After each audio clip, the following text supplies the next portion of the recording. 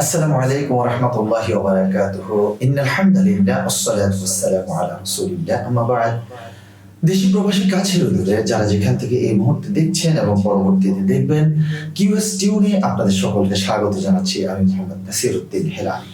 প্রিয় দর্শক, আজকে বাংলাদেশে পবিত্র রমাদানুল মুবারকের 25তম তারাবি আদায় করা হবে ইনশাআল্লাহ। 25তম তারাবিতে আমাদের দেশে তেলাওয়াত করা হয় 28তম পারা সম্পূর্ণ। 28তম পারায় যে সূরাগুলো রয়েছে, সূরা আল মুজাদালা থেকে শুরু করে সূরা আত-তাহরীমের শেষ আয়াতে কারিমা পর্যন্ত। আসুন প্রথমে আমরা করণীয় বিষয়গুলো জেনে নিই। কল্যাণকর কাজ ও তাকওয়া অবলম্বনের বিষয়ে পরস্পরে পরামর্শ করতে হবে এবং আল্লাহকে ভয় করতে হবে। আমরা অবশ্যই কল্যাণমূলক কাজ করব, আমরা তাকওয়া অর্জন করব।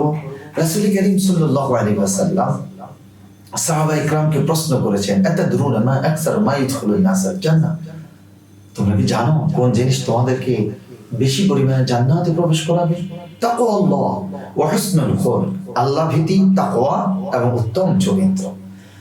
আর এখানে সেই উত্তম চরিত্র, সেই তাকওয়া হাসিলের বিষয়ে আলোচনা করা হয়েছে। আসুন আমরা প্রত্যেকে তাকওয়া হাসিল করি এবং মুত্তাকি হওয়ার জন্য চেষ্টা করি। আল্লাহ তৌফিক দান করুক, আমিন। প্রয়োজন হলে মজলিসকে প্রশস্ত করে অন্যদের বসার জায়গা করে দিতে হবে। এটা হচ্ছে মজলিসের আদব। সালাত কায়েম, যাকাত প্রদান এবং আল্লাহ ও রাসূলের আনুগত্য আমাদেরকে করতে হবে। হিজবুল্লাহ, আল্লাহর দলভুক্ত হতে হবে, আল্লাহর দলের অন্তর্ভুক্ত আমাদেরকে হতে হবে। রাসূল করিম সাল্লাল্লাহু আলাইহি ওয়াসাল্লামের আদেশ নিষেধ আমাদেরকে মেনে চলতে হবে। এরপরে আসুন ইসলামের দুশমনদের ব্যাপারে সদা সতর্ক থাকতে হবে, কারণ তারা সুযোগ পেলেই মুসলমানদের উপর আগ্রাসন চালাবেই। দেখুন ইরানের উপর কি চলছে, জেরুজালেমের উপর, ফিলিস্তিনের উপর, গাজার উপর। ওরা সুযোগের অপেক্ষায় থাকে। অতএব অমুসলিমদেরকে আমরা অভিভাবক রূপে, বন্ধু রূপে কোনো অবস্থাতে গ্রহণ করতে পারি না। আজকে মুসলিম বিশ্বের সমস্ত মুসলমান দেশগুলো যদি ঐক্যবদ্ধ হতো, তাহলে কাফের মুশরিকরা মুসলমানদের দিকে চোখ তুলেও তাকানোর সাহস পেত না। হযরত ইব্রাহিম আলাইহিস সালাম ও তার অনুসারীদেরকে উত্তম আদর্শ হিসেবে গ্রহণ করতে হবে। আল্লাহর পথে সীসা ঢালা প্রাচীরের ন্যায় সারিবদ্ধভাবে লড়াই করতে হবে। এটা আমাদের উপর অবশ্যই করণীয়। আল্লাহর দ্বীনকে অর্থাৎ ইসলামকে সকল দ্বীনের উপর বিজয়ী করতে হবে। এই বিজয় করার জন্য কাজ চালিয়ে যেতে হবে, যে কাজটুকু করেছেন রাসূল সাল্লাল্লাহু আলাইহি ওয়াসাল্লাম। আর রাসূল সাল্লাল্লাহু আলাইহি ওয়াসাল্লামকে প্রেরণের উদ্দেশ্যই ছিল এটা। আল্লাহ ও রাসূলের প্রতি ঈমান এবং জান মাল দিয়ে জিহাদ করতে হবে, তাহলেই মুক্তি এবং জান্নাত পাবেন ইনশাআল্লাহ। জুমার আযান দেয়া হলে আল্লাহর স্মরণে অর্থাৎ জুমার খুতবাটা শোনার জন্য বেচা বিক্রি সবকিছু বন্ধ করে ফার্স্ট প্রায়োরিটি দিতে হবে সেদিন জুমার সালাত, জুমার খুতবাকে ছুটে যেতে হবে মসজিদের দিকে। নামাজ শেষ হলে পৃথিবীতে ছড়িয়ে পড়ে আল্লাহর অনুগ্রহ অনুসন্ধান করতে হবে।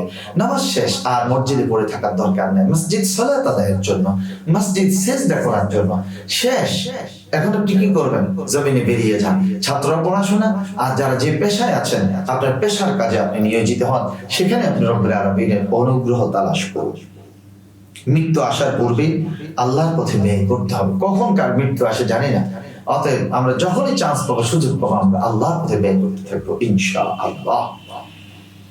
এরপর আল্লাহকে কর্জে হাসানা দিতে হবে, তাহলে আল্লাহ পাক রব্বুল আলামিন বহু গুণে বাড়িয়ে দেবেন। বিবাহ বিচ্ছেদের সময় ন্যায়পরায়ণ দুইজন লোককে সাক্ষী রাখতে হবে।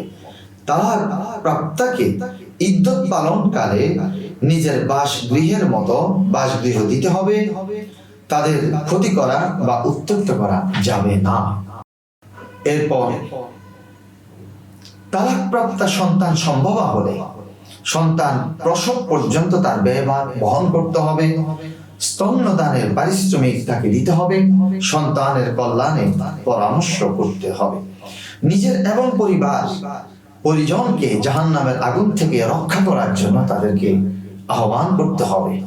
ইয়া আইয়ুহাল্লাযীনা আমানু কু আনফুসাকুম ওয়া আহলিকুম নার, আপনি নিজে একেবারে আল্লাহর ওলি হয়ে গেছেন, মসজিদে তাসবিহ নিয়ে পড়ে থাকেন, আপনার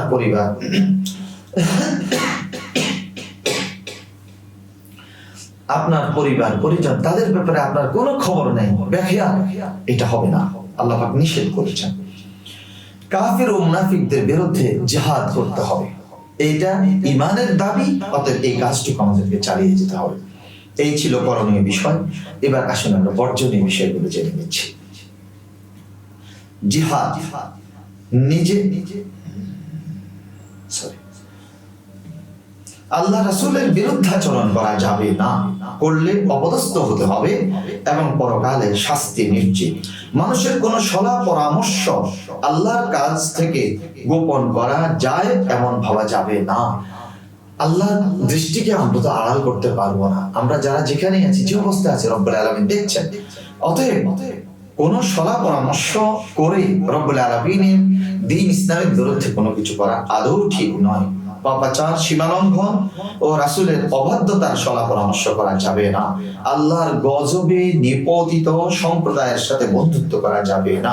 হিজবুশ শয়তান বা শয়তানের দলভুক্ত হওয়া যাবে না। এরূপ করলে অবশ্যই সে ক্ষতিগ্রস্ত হবে। আল্লাহ ও রাসূলের বিরুদ্ধাচরণ করা যাবে না, তাহলে চরম লাঞ্ছিত হতে হবে। আল্লাহ ও রাসূলের বিরুদ্ধাচরণকারীর সাথে আন্তরিক সম্পর্ক রাখা যাবে না, এমনকি সে যদি হয় পিতা, আর যদি হয় পুত্র, আর যদি হয় ভাই, তাহলেও তাদের সাথে সম্পর্ক রাখার কোনো সুযোগ নেই। আল্লাহ ও রাসূলের বিরুদ্ধাচরণ করা যাবে না, এটা ইহুদিদের কাজ। আর এটুকু করলে কঠিন শাস্তির দিকে নিক্ষিপ্ত হতে হবে। আল্লাহকে ভুলে যাওয়া যাবে না, তাহলে আল্লাহ আত্মবিস্তৃত করে দেবেন, আপনি আত্মভোলা হয়ে যাবেন। অতএব আল্লাহকে কখনো ভোলা যাবে না। আমরা আল্লাহকে স্মরণ করব, তার ইবাদত করব এবং তার সিজদা করব। ইসলামের শত্রুদের সহজে বিশ্বাস করা যাবে না। তারা সুযোগ পেলেই মুসলমানদের উপর আগ্রাসন চালাবে। অতএব এই কাফের মুশরিকদেরকে বিশ্বাস করার কোনো সুযোগ নেই। তারা বন্ধুরূপে আসলেও মনে রাখতে হবে, তারা যে কোনো সময় কোনো ক্ষতি করে ফেলতে পারে।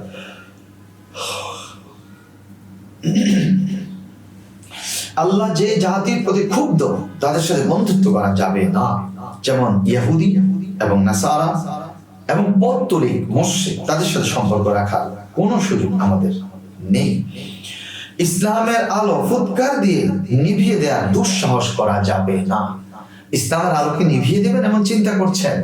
আল্লাহ পাক জানিয়ে দিয়েছেন, ইউরিদুনা লিইউতফিউ নূরাল্লাহি বিআফওয়াহিহিম ওয়াল্লাহু মুতিম্মু নূরিহি ওয়ালাউ কারিহাল কাফিরুন। আপনি আকাশের দিকে তাকিয়ে সূর্যের আলোকে ফুৎকার দিয়ে নিভিয়ে দিবেন, আপনি এরকম চিন্তা করছেন? চেষ্টা করুন, ঘাড় বাঁকা হয়ে যাবে। সূর্যের আলোকে আপনি কিচ্ছু করতে পারবেন না। ঠিক এমনই ভাবে আল্লাহর দ্বীনকে নিভিয়ে দেওয়ার জন্য আপনি চেষ্টা করবেন। আল্লাহ বলেন যে আমার দ্বীনকে আমি প্রজ্বলিত করব। সুবহানাল্লাহ। তালাক প্রাপ্তাকে সংকটে ফেলার জন্য উত্ত্যক্ত করা যাবে না। যে দর্শক, এই ছিল আমাদের বর্জনীয় বিষয়গুলো। আল্লাহ রাব্বুল আলামিন আমাদেরকে করণীয় বিষয়গুলো গ্রহণ করান এবং বর্জনীয় বিষয়গুলো বর্জন করে চলান এবং 26তম আমাদের পর্ব দেখান। আবার আপনাদেরকে 26তম পর্ব দেখার আমন্ত্রণ জানিয়ে শেষ করছি। আসসালামু আলাইকুম ওয়া রাহমাতুল্লাহি ওয়া বারাকাতুহু।